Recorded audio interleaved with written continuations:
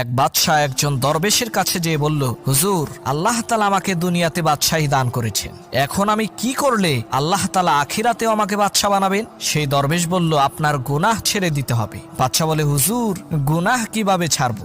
দরবেশ বলল, আপনি প্রত্যেক দিন 100 বার মৃত্যুর কথা স্মরণ করবেন। বাদশাহ বলল, ঠিক আছে। 1 মাস পর বাদশাহ আবার দরবেশের কাছে এসে বলল, হুজুর, আমি স্বর্ণের তৈরি তসবি দিয়ে প্রত্যেক দিন 100 বার মরণ মরণ তসবি জপি, তারপরও গুনাহ ছাড়তে পারছি না। দরবেশ বললেন, তোমার তো মৃত্যুর কথা স্মরণ করা একবারও হয়নি, তুমি তোমার বাদশাহী একদিনের জন্য আমাকে দাও, আমি তোমাকে শিখিয়ে দেব কিভাবে মৃত্যুর কথা স্মরণ করতে হয়। বাদশাহ বলল, ঠিক আছে। এবার দরবেশ ক্ষমতায় বসলেন, সিংহাসনে বসেই জল্লাদকে অর্ডার করলেন, বাদশাকে এই মুহূর্তে হত্যা করো। জল্লাদ দৌড়ে এসে বাদশার গলায় ছুরি ধরার সাথে সাথে বাদশা জ্ঞান হারালেন। জ্ঞান ফেরার পর দরবেশ তাকে বললেন, সবেমাত্র একবার মৃত্যুর কথা